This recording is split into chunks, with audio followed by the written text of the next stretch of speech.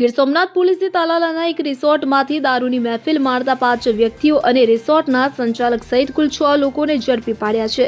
Junagadh range IGP Nilesh Jajadiya અને Gir Somnath police અધિક્ષક જયદીપસિંહ જાડેજાની સૂચનાથી જિલ્લામાં જુગાર અને પ્રોહિબિશનની ગેરકાયદેસર પ્રવૃત્તિઓ ડામવા માટે એલસીબી અને એસઓજીની ટીમો સતત પેટ્રોલિંગ કરી રહી છે. આ કાર્યવાહી એલસીબીના પીઆઈ એસવી રાજપૂત, એસઓજીના ઇન્ચાર્જ પીઆઈ ડીએમ કાગડા, એલસીબીના પીએસઆઈ એસી સિંધવ અને પીએસઆઈ એચએલ જેબલિયાના માર્ગદર્શન હેઠળ કરવામાં આવી હતી. એલસીબીના આ ASI Soningsinh Sisodiya, head constable Krishnakumarsinh Solanki અને એસઓજીના એએસઆઈ જિગ્નેશગીરી ગોસ્વામી તથા કોન્સ્ટેબલ કલ્પેશભાઈ વાઢેરને મળેલી સંયુક્ત બાતમીના આધારે આ દરોડો પાડવામાં આવ્યો હતો. બાતમીના આધારે તાલાલાના ચિત્રોડ ગામની સીમમાં આવેલા લોટસ લક્ઝરી રિસોર્ટ પર દરોડો પાડવામાં આવ્યો હતો, જ્યાં કેટલાક ઇસમો દારૂની મહેફિલ માણી રહ્યા હતા. પોલીસે સ્થળ પરથી દારૂની મહેફિલ માણતા વ્યક્તિઓ અને રિસોર્ટના સંચાલકને ઝડપી પાડ્યા હતા. ત્યારે ઝડપાયેલા રાજકોટના 5 વ્યક્તિઓમાં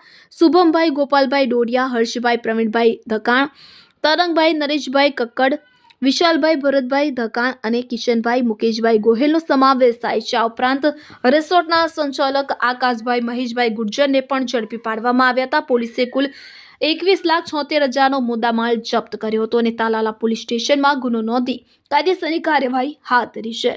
બ્યુરો રિપોર્ટ CN24 ન્યૂઝ. હવે જુઓ દેશ દુનિયાની તમામ ખબરો તમારી આંગળીના ટેરવે.